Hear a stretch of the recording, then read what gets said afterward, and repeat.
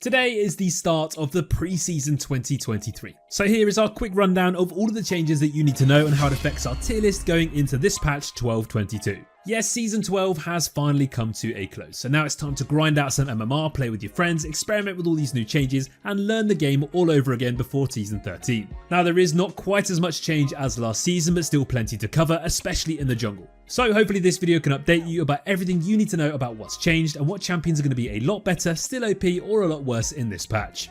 First off, we've got the new Chemtech Dragon. Yes, it's back, but no, it's not the same. Don't worry, there's not going to be any stealth zones anywhere anytime soon. The new and improved, or should we say not completely game-breaking Chemtech Dragon is very different from the previous one. Every time you kill the dragon, you and your team get tenacity and shield and healing strength. The Chemtech soul now doesn't revive you into a Scion-like zombie, but instead gives 10% bonus damage and damage reduction when below 50% health. It still does sound pretty strong, to be honest. I think damage reduction is a bit of a busted stat in general when you think about champions like Bel'Veth and whatnot, but let's see how this one plays out. Surely it can't be any more overpowered than before, right? When it comes to changing the map, the Chemtech map will turn into Singed's Paradise. It'll be Zornite chemicals infecting the map and changing all the jungle plants too. Blast cones will now launch you twice as far, which is kinda hilarious. Scryer's Bloom now becomes Stalker's Bloom, which gives you movement speed in the direction you use it in. And it also reduces any wards revealed to 1 hit and grants vision around the plant. That's it for the new Chemtech Dragon, and now let's look at the new jungle changes, which are probably some of the most significant changes going into this preseason. First off, there are 3 different options of pets for your jungle items now. They're kind of like little Pokemon that follow you around the map, and you buy them as eggs at the start of the game. When you kill monsters and slowly over time, these pets will evolve because you're going to feed them with treats, and when they evolve, they'll give you bonus buffs which are going to empower you. To sum it up really quickly, the red pet gives you percentage max HP AoE damage over time and a big slow too. The green pet gives you a shield, tenacity and slow resistance. And finally, the blue pet gives you a bunch of movement speed. All of these pets, when they're upgraded, also give you 30% reduced damage from epic monsters if you have 2 or more teammates around you. No more questioning who's going to tank that Baron now at least. Smite also now has 3 tiers just like the jungle pets. At tier 1 it deals 600 damage but doesn't heal you anymore. At tier 2 it deals 900 damage to monsters and adds the chilling smite slow when you hit enemy champions with it. And at tier 3 it now deals 1200 true damage and AoE damage to monsters too. The Scuttle Crab shield has been removed and it now spawns at 330 again rather than 315. You have to make sure you last hit camps now rather than letting them die as you move on to your next camp, and most of them have more health but deal less damage in general. Counter jungling has been hit pretty hard too, as if you kill a large monster on an enemy camp but leave the little ones up, it's going to despawn anyway after a few seconds. And enemy camps also have more resistances, so they're harder to kill than your own ones. There are quite a few changes to camps and their experience and whatnot, but most of it shouldn't be too noticeable for the general player base. And most of these jungle changes are just tweaks around the new jungle items. To sum it up, the jungle clear speed is far less punishing in general and a lot more simple across the board. Those early clears and sustain are a lot better now, and we're probably going to see people jungling on all sorts of crazy champions again. So basically everything is just a bit easier in the jungle now. You get recommended clear paths, leashing range indicators and lots of other stuff like that. So you won't automatically lose when you get a filled jungler now. Maybe, I think. Let's hope so anyway. Some of the other biggest changes coming in this preseason are the new items. And some existing items have been changed too. Tiamat and Ravenous Hydra have received some positive changes, and overall it seems like Hydra might be super strong on those melee top lane carries like Fiora. You gain up to 40 stacks of juicy stats from killing minions, monsters, cannons and champions, and you're going to lose 50% of those stacks when you die. However, this means its snowball potential is massive. What's not to like? More AoE damage, more AD and Omnivamp overall. Navori Quick Blades is getting changed too, and this item has always been a very niche item to go for. And let's be honest, it's been massively underused for ages, mainly due to its price. It's now unique with Infinity Edge and Spear of Shojin, and it also requires a 60% crit for its passive to actually function. Every auto attack reduces the remaining cooldowns by 50% rather than just on every crit. Plus, your abilities will deal more damage based on crit chance.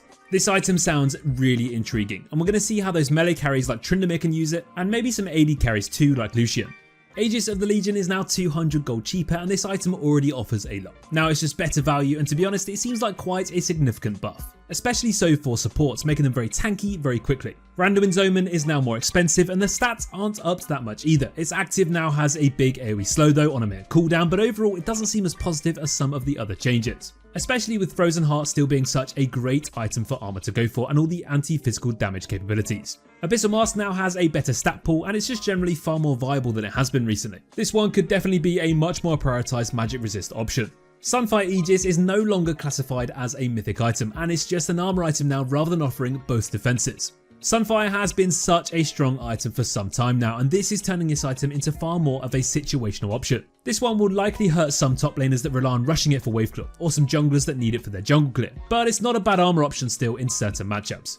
Chemtech is also no longer a mythic item, but it's still a very similar item to previously, with its movement speed boost. This item continues to be very niche, but a very viable option for those who just want to sprint into fights to lock down or engage on their enemies. Now let's take a look at all those new items, which is really the exciting part. Spear of Shojin is back and hopefully not as crazy broken as it has been in the past. This bruiser item gives AD, health and ability haste and has two unique passives. One is gaining more ability haste, but it's half as effective for hard CC abilities to prevent champions like Jax and Renekton being completely broken again with this item, which I'm sure a lot of you have still got PTSD from. This item also grants up to 15% movement speed based on missing health. Rod of Ages is also back in the shopkeeper's arsenal, and this time it's going to be a mythic item. It has AP, health, mana and ability haste and is back with its stacking passive stats and sustain. Every 60 seconds you gain health, mana and ability power up to 10 times, and when you reach the 10 stacks you also gain a level up, which is insane for champions who thrive with experience to spike at certain points. Kassadin kind of comes to mind with that one. This item is definitely going to resurrect a few underrated champions and make some specific ones a lot stronger. Just remember that you still have to wait for this item to be completed to really make it kick in though, so it's more of a scaling mid-game spike for champions who can actually use it. Heartsteel is the big item that everyone is truly excited about most, and it's a pure health item with an inbuilt demolish mechanic but against champions instead of turrets. This has a cooldown of 30 seconds per target, and the charged attack deals damage and grants you 10% of that damage as permanent max health. Crazy, right? Well, it gets even crazier, because with each legendary item built afterwards you gain 1% increased health and 6% champion size. Imagine the scenes with a fully stacked 6-item Cho'Gath with a Luluwol. Godzilla has officially joined the Summoner's Rift.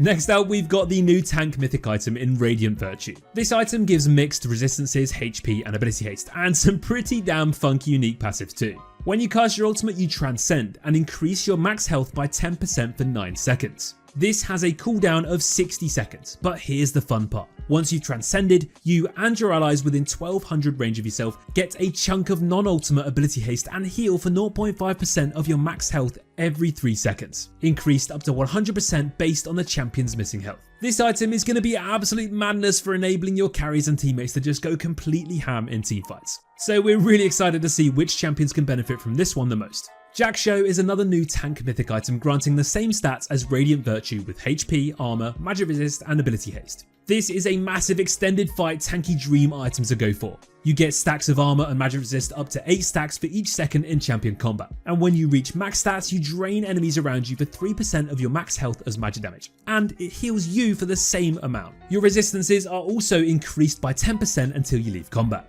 I mean, this just sounds like so much fun to play around with, and it could be the Dark Horse item addition in this preseason. Imagine this one with 4 stacks of the new Chemtech Dragon passive. Unkillable, surely. Finally, we've got Ezreal's favourite item making its grand return, Iceborne Gauntlet. This item grants HP, armor and ability haste, and the main thing it brings is that Spellblade passive. After using an ability, your next attack is enhanced with an additional 100% base AoE AD damage and creates that terrorizing frost slow zone. Here's where it gets even more spicy though. The primary target that you hit is crippled and applies a 100% stronger slow and reduces their damage by 10% against you for 2.5 seconds. It also grants a mythic passive of more health, tenacity and slow resistance. This item is obviously going to be really popular on Ezreal, but we're so excited to see what other picks can really utilise it properly. It seems like it could be super fun to play with, and I for one cannot wait to give it more of a go.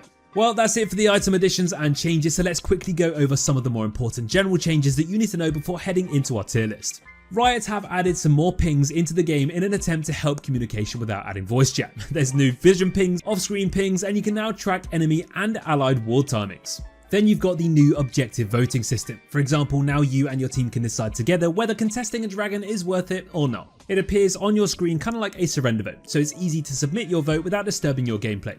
Turret plates are now increasing to encourage aggressive early game plays, and the resistances are also increasing on those turrets for each one that you destroy. There's also some experience changes in all 3 lanes in an attempt to marginally shift the meta a little from being so bot lane dominant, but these changes won't be impactful enough for the majority to notice any big differences.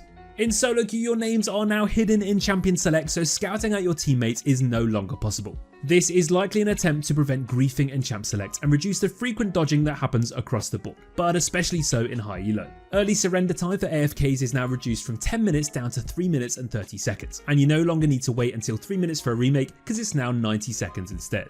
Well, that's all the majority of the big changes covered. So let's take a look at how these changes initially affect our tier list. It is truly impossible to know just how this will affect the meta and the game, but we've made a few changes to what we think will be stronger from what we know so far. Starting off in the top lane and in the god tier, we have Darius, Olaf and Singed.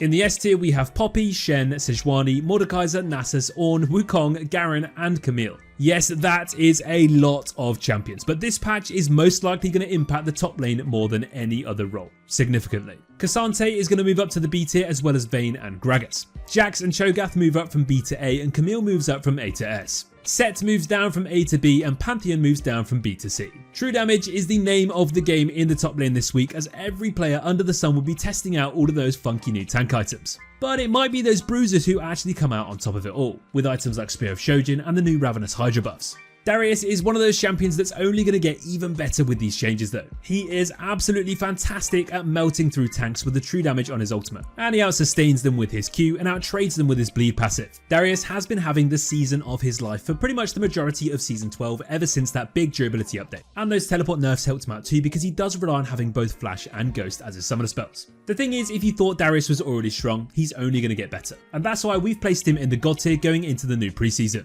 Cho'Gath is one of those champions that's been overlooked for a while now, but there's so many different ways that he can come into the meta in this preseason with the new items. Historically, he's always been such a huge fan of Rod of Ages, and that passive sustain you get every minute is so good with Cho'Gath's passive. Cho'Gath can either build AP, full tank, or a little bit of both, but either way he's definitely going to be a lot stronger as we move into this preseason. Talking of getting stronger in preseason, Fiora is definitely among the names we need to mention.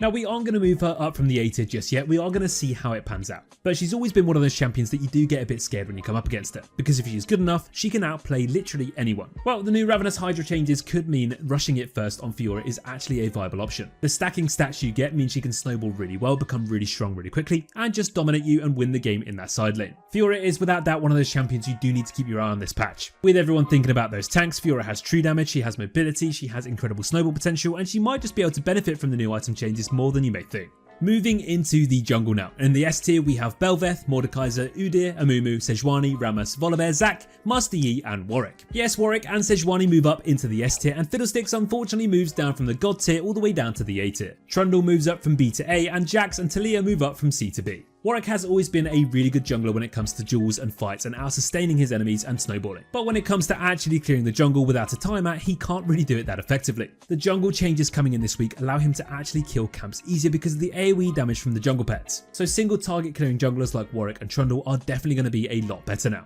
Warwick's win rate has been pretty damn impressive for the majority of this season, especially so at low ranks. And we only think this is going to get better with the preseason changes. Despite receiving a few rounds of nerfs, Bel'Veth is still in a fantastic spot as we move into this patch. Now, although Bel'Veth doesn't necessarily improve with any of the new items, what she does do is melt through tanks. Generally speaking, you build Kraken Slayer and Blade of the Ruin King on this champion, and you get permanent scaling stacking attack speed from your passive. So when people are spamming those tanks in the next few patches, all you gotta do is just walk up to them and right click and spam your Q a few times. The only counter to this statement is that CC is one of the only things that can actually shut Bel'Veth down. So just keep this in mind in certain tanky matchups, and if you avoid their CC, you're just gonna shred them down so easily. Fiddlesticks is one of the champions who's been affected most by the jungle changes. The new leashing ranges have massively impacted him, and honestly this champion could fall down pretty far. We're only going to move him down to the A tier because we need to see how it pans out. But one of the strongest things about Fiddlesticks was his ability to juggle and take multiple camps at the same time at every stage in the game. Without his ability to do this, he might just get left behind. So make sure you check up on your friends that main Fiddlesticks and make sure they're doing okay.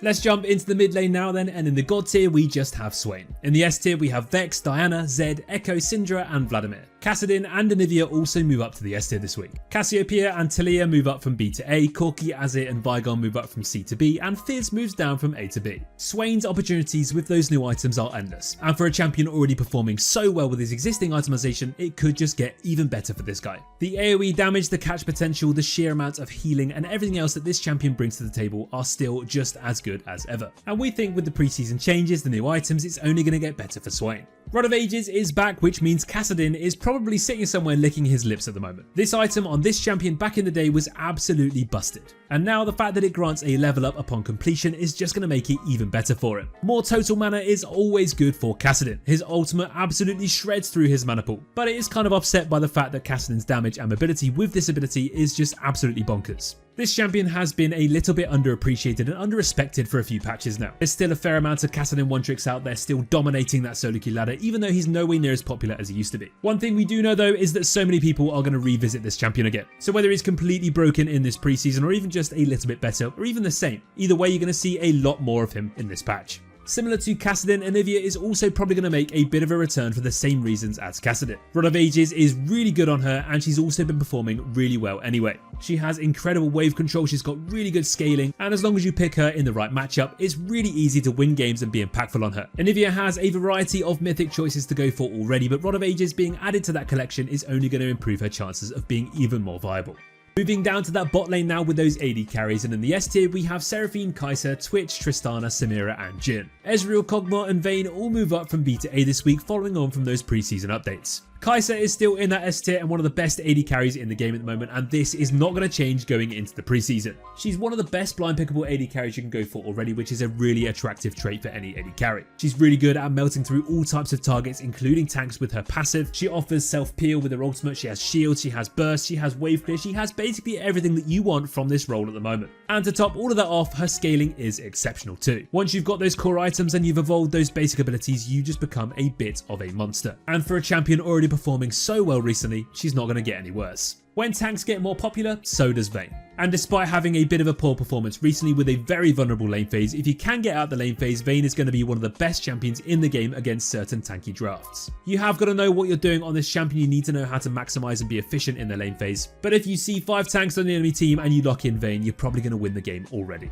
Iceborne Gauntlet is back, and as we mentioned earlier, this is Ezreal's favourite item historically. Any Spellblade item is always going to be applicable on Ezreal, just because of the synergy with his kit and more importantly his Q. But when you factor in that Iceborne Gauntlet now has a mini exhaust built in, it's going to make him so good in 1v1s in the lane phase. The slow zone is brutal, and when combined with some AD and your Muramana and other items like this, like Ezreal always builds, he's just going to be a lot stronger this patch. Ezreal does take quite a lot of practice, he's still fairly inconsistent because he is so massively skill shot based, but that slow zone on Iceborne Gauntlet might help you hit those Qs more often, so what's not to like?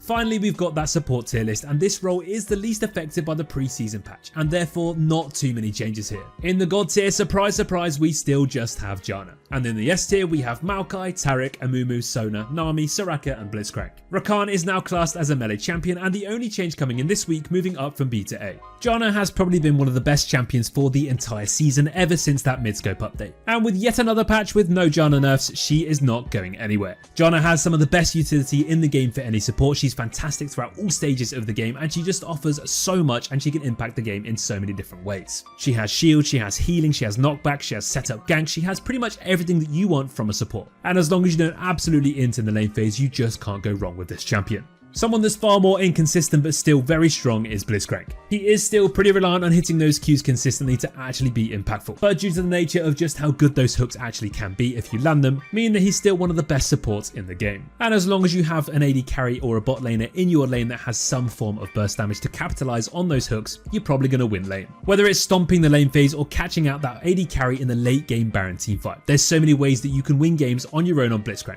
and this isn't going to change as we head into the preseason. Taric is still criminally underrated as a support and has been performing so well all season, and he actually did even get some nerfs this year. Despite those nerfs though, he's still in a really good spot, his win rate is incredibly healthy, and we're also super intrigued to see if there's any of those new tank mythic items that you can build on it. He has fantastic healing, stuns, and his ultimate is absolutely game changing. As long as you can time it at the right time, you can turn around ganks so easily, you can 2v3 without even breaking a sweat, and we're just so excited to see if there's any of those new mythic items you can go on it. Well, that's going to bring us to the end of our patch 12.22 pre-season tier list video for low-elo. We hope you enjoyed our rundown of all the changes, and remember that this tier list is all fairly provisional at the moment from what we know so far and what we've experimented with so far on the PvE. Our tier list gets updated on our website very frequently though, almost daily, and we'll bring you an updated version next week as usual once we've seen how the changes pan out. Thanks everybody for watching this video, and we'll see you in the next one. As always, take care.